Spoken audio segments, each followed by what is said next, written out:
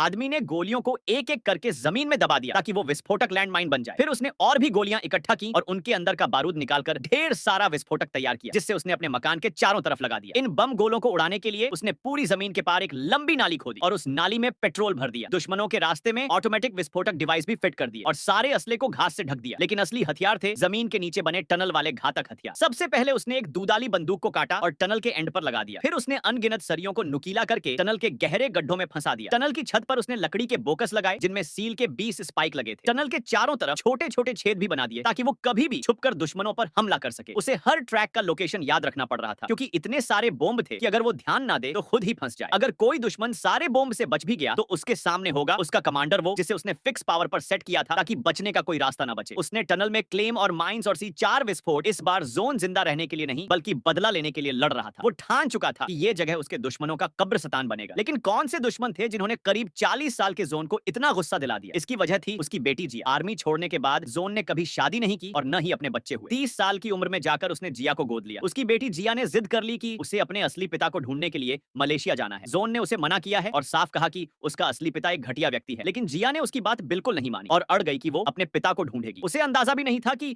ये सफर उसकी जान ले लेगा। मलेशिया में अपने एक दोस्त की मदद से जिया ने अपने बायोलॉजिकल पिता को ढूंढ लिया। लेकिन जैसा जोन ने कहा था वो व्यक्ति बिल्कुल पत्थर दिल निकला। उसे बस इसलिए छोड़ दिया क्योंकि जिया उसे मुसीबत लग रही थी। उस व्यक्ति ने जिया की मां को भी इतना मारा था कि उसकी मौत हो गई थी। ये सब सुनकर जिया अंदर से टूट गई। उसे खुश करने के लिए उसकी दोस्त ने कहा कि चल चलते हैं, थोड़ा मस्ती हो जाएगी। लेकिन यही उसकी सबसे बड़ी गलती साबित हुई। जैसे ही वो बियर बार में पहुंची, जिया पर एक लड़के की नजर पड़ी। उसने चुपके से उसकी ड्रिंक में नशीला पदार्थ मिला दिया। जब जिया होश में आई तो वो किडनैपरों के अड्डे में थी जहां उस पर लगातार जुल्म होने वाले थे। 2 दिन और 2 रात बीत गई लेकिन उसकी बेटी घर नहीं लौटी। जोन बेचैन हो गया, हथियार उठाए और अकेले गाड़ी लेकर मलेशिया निकल पड़ा, जंग के लिए तैयार।